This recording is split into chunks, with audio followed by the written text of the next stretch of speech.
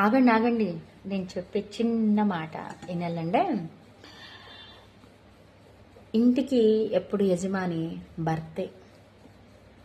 ఇంటికి ఎప్పుడు యజమాని భర్తే. మంచి చెడు చెప్పాల్సింది భర్తే. భార్య తప్పు చేసినా, పిల్లలు తప్పు చేసినా, కుటుంబం తప్పు చేసిందంటే, ఎందుకంటే తను బాధ్యత తీసుకొని కుటుంబాన్ని పోషిస్తాడు.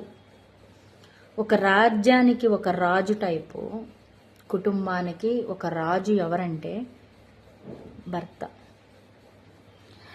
కొంతమంది భర్తలు ఉన్నారు బాధ్యత లేకుండా, భార్య బిడ్డలను పట్టించుకోకుండా, డబ్బులు ఇచ్చాము మా పని అయిపోయింది అంటే ఎట్లా? బిడ్డలు ఎలా ఉన్నారు, భార్య ఎలా ఉంది అని అడగలేని స్థితిలో ఉన్నప్పుడు పెళ్ళే చేసుకోకూడదు.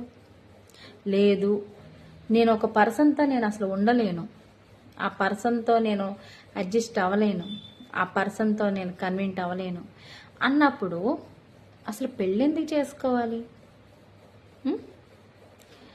రాజే తప్పు చేస్తే ప్రజలు ఏం కావాలా? ఇంటికి యజమానే తప్పు చేస్తే భార్య బిడ్డలు ఏం కావాలా? ఏం కావాలా? డబ్బు ఇస్తే బాధ్యత అయిపోతుందా? ఈ ముద్ద కట్టుకుంటానికి బట్టలు దొరకవా? నేను చెప్పింది కరెక్టేనా? నచ్చితే లైక్ చేయండి, షేర్ చేయండి, కామెంట్ చేయండి, సబ్స్క్రైబ్ చేసుకోండి. వీలైతే కామెంట్ చేయండి. బాయ్ మరి.